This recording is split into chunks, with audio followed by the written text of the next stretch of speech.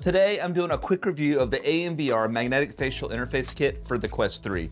My pal Rufus here, who looks extremely comfortable, is already rocking the AMVR BS1 cooling fan with the exchangeable hot swap battery pack that makes gaming sessions much longer, much more comfortable with that airflow. But the facial interface on the stock Quest 3 isn't that great. It's not adjustable in-game, and it's not that comfortable. So I'm gonna get in-game and show you what makes the magnetic facial interface here so much better. Let's get into it.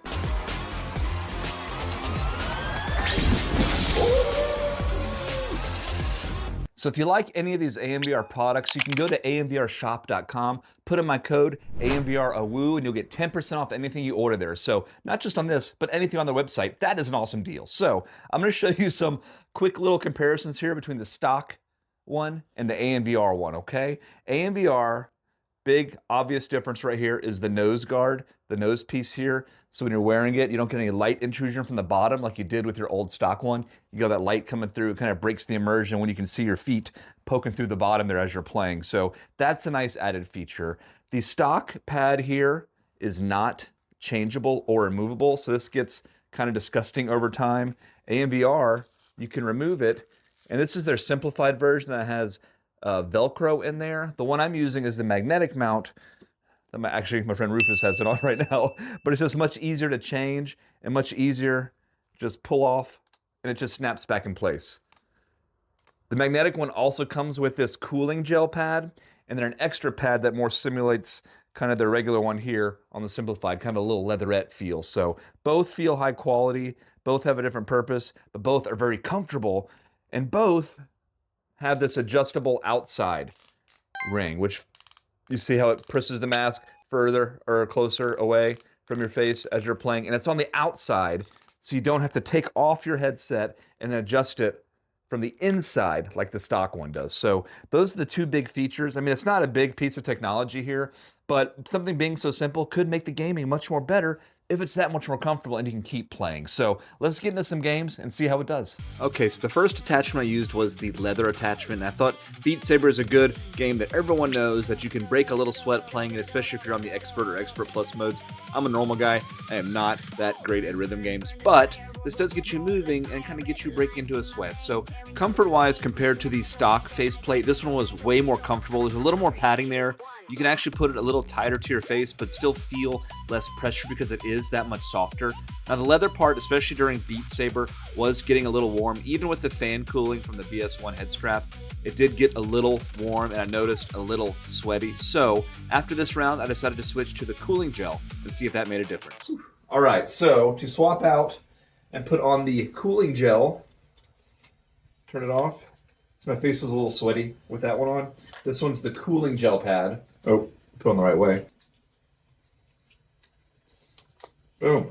In and ready to go. Oh yeah. I can already feel a little more airflow coming through the gel pad versus the leather. Obviously leather doesn't have holes, this one does. So imagine that, I can feel it. So the moment I put on the gel pad, I could definitely feel it was gonna be a lot cooler, and it really was. You can feel the airflow through using that BS1 head strap in conjunction with the gel pad. Makes it a lot cooler, and the material that the gel pad is lined with doesn't slip on your face like the leather pad was kind of doing a little bit as I was moving a bit more. So if you're playing a game like Beat Saber, use the gel pack. It really does make it more comfortable and cooler, and your face isn't as sweaty and sloppy when you're done. But will it hold up to a more intense game like Thrill the Fight? Let's see. All right, Thrill the Fight, let's go. This game will make you sweat. All right, so Thrill the Fight is the most intense game I play in VR. It honestly gets you sweating like no other game that I've played. So this headset performed very well. The gel pad actually does make it stick better to your face. It doesn't slip around like the other leather ones could. So when you're sweating, it's not going to be dripping in your eyes through the mask when you use the gel. The cooling effect of the BS1 definitely does help, but it's not an air conditioner. It's not going to make you feel cool. Turn on your AC for that. Use a fan overhead. All that stuff in conjunction with this will make this a better experience. Even though I was still sweating, it didn't get in my eyes, and that is a big plus.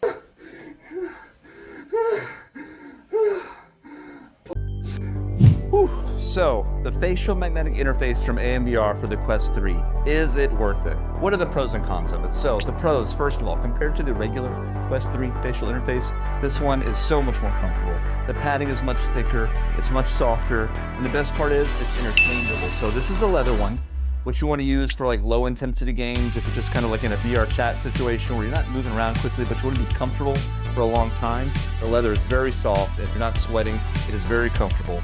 But once you start to sweat, you do want to switch it out for the cooling gel, especially when combined with the DS1 cooling head strap with the airflow ventilation and the changeable battery pack here. Makes gaming sessions, if you're moving like in Beat Saber and that kind of stuff, much easier. And the headset doesn't slip around on the face like the leather one can, because this one absorbs a little more sweat and then gets rid of it a lot quicker, so it's not sliding around in our stupid slimy face. So definitely worth it. Plus, the way you can adjust it in-game without having to take it off and readjust is awesome.